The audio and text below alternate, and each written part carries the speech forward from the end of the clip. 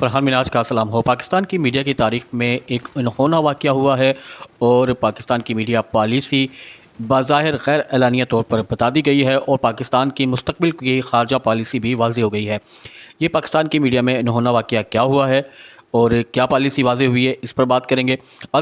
کے پی کے میں سہیل افریدی وزیر اعلیٰ کے پی کے بن چکے ہیں، لیکن ابھی بہت عشق کے امتحان باقی ہیں۔ وہ کیا عشق کے امتحان باقی ہیں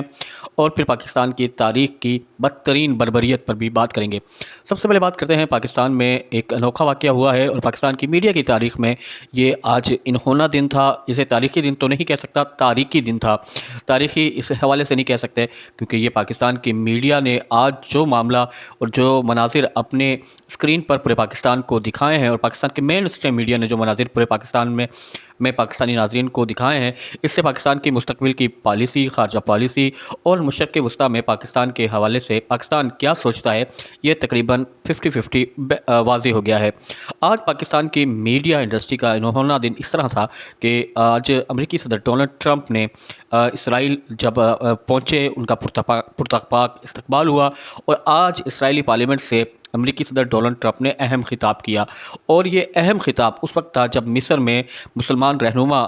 غزہ امن معاہدے کے پر دستخط کے حوالے سے منعقدہ ایک کانفرنس میں امریکی صدر ڈونلڈ ٹرمپ کا باقاعدہ انتظار کر رہے تھے۔ امریکی صدر نے مصر جانے سے پہلے اسرائیل پہنچے، اسرائیل نیتن نے امریکی صدر کا پرتپاک استقبال کیا، پھر امریکی صدر نے اسرائیلی پارلیمنٹ سے باقاعدہ براہ راست خطاب کیا اور جس خطاب میں انہوں نے اسرائیلی وزیر اعظم اور انسانیت کے دشمن نیتن کو خراج تحسین پیش کیا۔ جب امریکی صدر ڈونلڈ ٹرمپ اسرائیلی پارلیمنٹ سے خطاب کر رہے تھے اور نیتن کو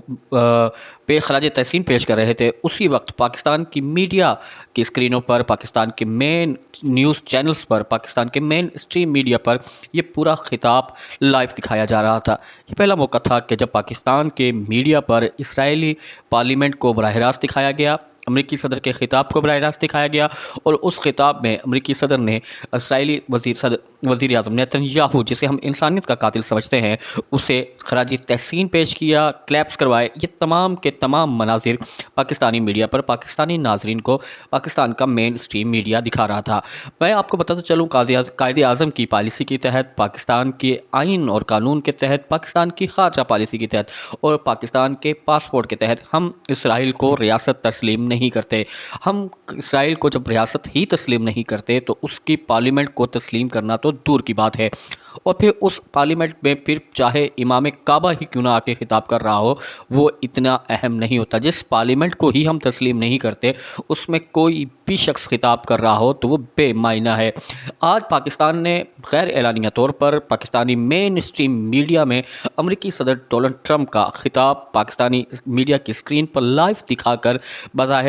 غیر اعلانیہ طور پر اسرائیل کی ریاست کو، اسرائیل کی پارلیمنٹ کو اور اس پارلیمنٹ سے منتخب وزیر اعظم نیتن کو غیر اعلانیہ طور پر بظاہر تسلیم کر لیا ہے۔ یہ پاکستان کی اسکرین پر دکھایا جانے والے وہ مناظر تھے جو کروڑوں پاکستانیوں کے دلوں پر گرا گزرے اور کروڑوں پاکستانیوں کے جذبات کے منافی تھے۔ پاکستانی کچھ بھی ہو جائے، اسرائیل کے حوالے سے وہ پالیسی نہیں رکھ سکتے جو پاکستان کی اشرافیہ رکھانا چاہتی ہے۔ بہرحال پاکستان کی میڈیا اسکرین پر آج کا دن تاریخ ترین دن تھا جب پاکستان نے قائد اعظم محمد علی جناح کی پالیسی سے انحراف کرتے ہوئے اسرائیلی پارلیمنٹ کی حیثیت کو غیر اعلانیہ طور پر تسلیم کیا اور وہاں امریکی صدر ڈونلڈ ٹرمپ کی گفتگو کو پورے ناظرین کو لائیو دکھایا اور اس گفتگو کو لائیو دکھایا جس گفتگو میں امریکی صدر ڈونلڈ ٹرمپ اسرائیلی وزیر اعظم نیتن کی تعریف کر رہے تھے۔ یہ آج میڈیا کا ایک تاریخ ترین دن تھا اور پاکستان کی تاریخ کا انہونا اور سیاہ دن تھا۔ سہیل افریدی آج وزیر اعلیٰ کے پی کے منتخب ہو گئے۔ انہوں نے 90 ووٹ حاصل کیے اور 2/3 اکثریت سے کے پی کے اسمبلی کے قائد منتخب ہوئے اور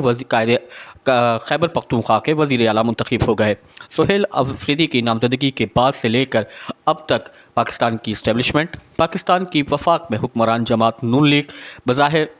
واضح طور پر یہ کہہ چکی تھی کہ انہیں عمران خان کی یہ نامزدگی قبول نہیں ہے اور وہ وزیر اعلیٰ یعنی سہیل افریدی کا راستہ روکنے کے لیے ہر حد تک جائیں گے۔ इसी ज़मन में 8 अक्टूबर को इमरान खान का हुक्म मिलते ही अली अमीन गंडापुर ने जब अपना कंप्यूटराइज टाइप किया हुआ इस्तीफ़ा गवर्नर हाउस भेजा, तो गवर्नर हाउस की जानिब से इस्तीफ़ा मौसूल होने की तरदीद की गई। फिर 10 तारीख को 11 तारीख को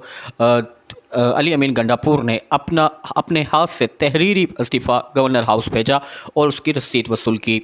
आज जब उनका इंतखाब अमल में आना था, तो रात को ही गवर्नर KPK फैसल करीम कुंडी की जानिब से ये पैगाम सामने आया कि उन्होंने 8 अक्टूबर का इस्तीफ़ा, जिसको पहले वो इनकारी थे कि मसूल ही नहीं हुआ, वो और जो बाद में 11 तारीख का जो इस्तीफ़ा है, जिसमें अली अमीन गंडापुर ने अपनी राइटिंग में लिखा है, उन दोनों के दस्तखत जब मैच करके किए हैं तो उनमें फ़र्क नज़र आया है। इसलिए जो वज़ीर आला KPK हैं, साबिक वज़ीर आला KPK हैं, अली अमीन गंडापुर 15 तारीख को गवर्नर हाउस आएँ और अपने इस्तीफ़े की उनके सामने तस्दीक करें। बाज़ ज़राए का कहना है कि 15 अक्टूबर की तारीख़ इसलिए रखी गई क्योंकि इस दिन ज़्यादातर कोई अमकान है कि 9 मई का मर्दान की इंसदादे दहशतगर्दी अदालत में 9 मई के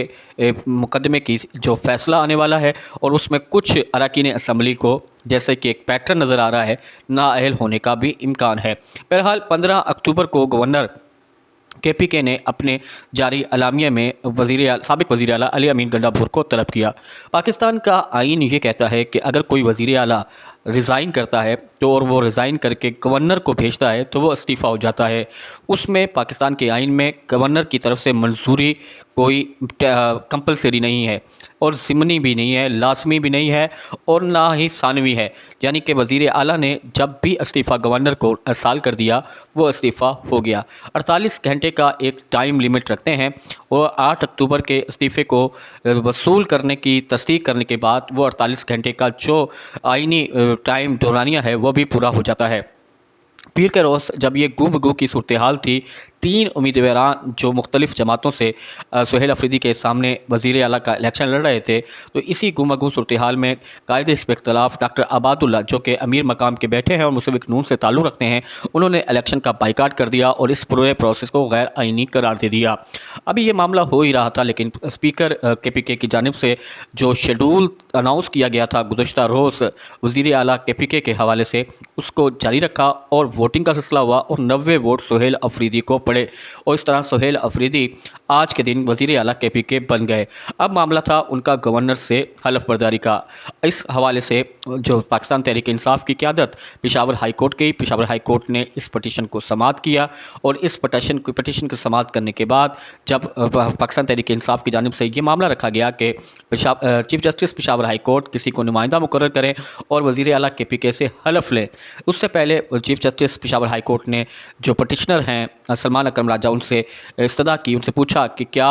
स्पीकर ने आज के इंतखाब के बाद समरी गवर्नर हाउस भेजी है, तो जिस पर KPK की जानिब से सलमान अकरम राजा की जानिब से ये बताया गया कि हाँ, समरी भेज दी गई है गवर्नर हाउस, लेकिन उस पर अभी तक कोई जवाब नहीं आया। दूसरी तरफ ज़राए के मुताबिक गवर्नर हाउस KPK ने इस समरी को रद्द किया है और पूरे इंतखाब को गैर आइनी करार दिया है। अब ये मामला पेशावर हाई कोर्ट में सेटल होगा कि क्या जो इलेक्शन हुआ है KPK असम्बली में आज वज़ारत आला का,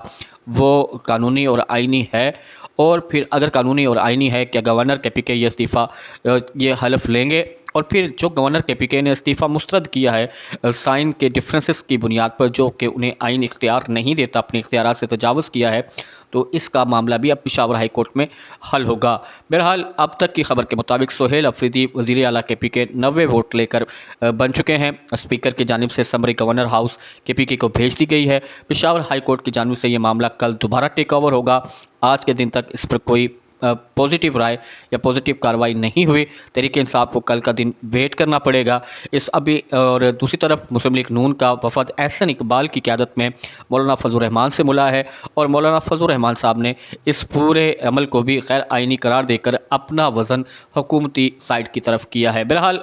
एक वाज़ेह अक्सरियत KPK असम्बली में पाकिस्तान तहरीक इंसाफ को हासिल है, तो इसलिए नज़र नहीं आता कोई बड़ा सरप्राइज़ हो। लेकिन बहरहाल इस्टेब्लिशमेंट की तमाम तर मुखालफत, मुस्लिम लीग नून की तमाम तर मुखालफत के बावजूद पाकिस्तान तहरीक इंसाफ अपना नामज़द किया हुआ वज़ीर आला सुहेल अफरीदी को वज़ीर आला बनवा चुकी है और वोट کروا چکی ہے، جس کے حوالے سے ندیم افضل چند نے یہ کہا تھا کہ سہیل آفریدی کا نام تبدیل ہو جائے گا۔ فیاض چوہان نے کہا تھا کہ اگر یہ وزیر اعلیٰ بنے تو میں قوم سے معافی مانگ لوں گا، اور شیر افضل مروت نے کہا تھا کہ انہیں مولانا فضل الرحمان کا بیٹا وزیر اعلیٰ بنتا دکھ رہا ہے۔ یعنی ان تینوں کی جو پیشن گوئیاں تھیں وہ بھی غلط ثابت ہوئیں۔ D G S P R کی پریس کانفرنس کا جو معاملہ تھا اس نے تو تحریک انصاف کو ایسا لگتا ہے کہ مضبوط کیا ہے اور متحد کیا ہے۔ پاکستان کی تاریخ کی بدترین بربریت اور جبر اور ظلم مرید کی سڑکوں پہ نظر آیا جب تحریک لبیک پاکستان کے اقصی مارچ کو، یعنی کہ جو بیت المقدس کی حمایت میں، فلسطین کی حمایت میں، غزہ کی حمایت میں ایک مارچ لاہور سے اسلام آباد تک کیا جا رہا تھا، جس کی حکومت اجازت نہیں دے رہی تھی۔ 10 اکتوبر سے پہلے ہی حکومت نے پولیس چڑھا دی تھی، 2 افراد تب شہید ہوئے تھے۔ تمام طرف شیلنگز، رکاوٹوں کے باوجود 10 تاریخ کو تحریک لبیک نے یہ مارچ نکالا اور مرید کے پر پڑاؤ تھا۔ پورا دن یہ خبریں آتی رہی کہ حکومت مذاکرات کرنا چاہ رہی ہے۔ سعد رضوی صاحب بھی مذاکرات کی متلاشی رہے، مذاکرات کی تلاش کرتے رہے، مذاکرات کا حوالے سے انتظار کرتے رہے، لیکن ایٹ دا اینڈ نائٹ، یہ رات کے آخری پہر میں مذاکراتی ٹیم تو نہیں آئی، لیکن چاروں طرف سے گولیوں کی اور شیلنگ کی بوچھاڑ کر دی گئی۔ کئی غیر مصدقہ اطلاعات کے مطابق متعدد ہلاکتیں ہوئی ہیں، شہادتیں ہوئی ہیں۔ ایک پولیس اہلکار بھی اس پورے واقعے میں جان بحق ہوا ہے اور اس کی بھی جان گئی ہے۔ متعدد مظاہرین جو اقصی مارچ کر رہے تھے، بیت المقدس کے ساتھ یکجہتی کر رہے تھے، غزہ کے ساتھ یکجہتی کر رہے تھے، فلسطین کے ساتھ یکجہتی کر رہے تھے، ان کی بھی شہادتیں ہوئی ہیں، ان کی بھی زندگیاں ختم ہوئی ہیں، دم توڑی ہیں۔ مرید کی کا وہ سڑک لہو سے لہو لہان ہے، گاڑیاں جل کر خاکستر ہو چکی ہیں، ہر طرف چھتڑے پڑے ہیں، کپڑوں کے چپلیں پڑی ہیں، زخمی بدن کو مختلف ویڈیوز میں دکھائے گئے ہیں۔ اگر ہم یہ کہیں کہ پاکستان کی تاریخ کی بدترین بربریت کا مظاہرہ ریاست پاکستان کے اداروں نے اپنی جلد بازی میں کیا ہے، اگر مذاکرات کر لیے جاتے اور تاکہ واضح تھا کہ سعد رضوی اس پر راضی تھے اور متعدد بار اعلان کر رہے تھے، تو یہ جو اتنا بڑا ریاست کے شہریوں کا نقصان ہوا ہے۔ پاکستان جمہوری ملک ہے، ہر شخص کو اپنی بات کرنے کا حق ہے، اپنے اظہار کا حق ہے۔ اگر کوئی فلسطین کے ساتھ ساری جماعتیں اپنی اظہاری یکجہتی کر رہی تھیں، ملینز مارچ کر رہی تھیں، تو تحریک لبیک کو بھی اجازت ہونی چاہیے تھی، جبکہ تحریک لبیک کراچی میں ملین مارچ کر چکی ہے، غزہ مارچ کر چکی ہے، کہیں بھی کوئی اس نے نقصان نہیں پہنچایا۔ آخر پنجاب ہی میں کیوں ان پر اتنی بڑی بربریت کی گئی ہے؟ یہ ایسا سوال ہے جس کا جواب بہرحال تاریخ نے ضرور مانگنا ہے، اور مریم نواز کے سفید کپڑوں پر تحریک لبیک کے معصوم کارکنوں کے خون کے دھبے ضرور موجود ہیں۔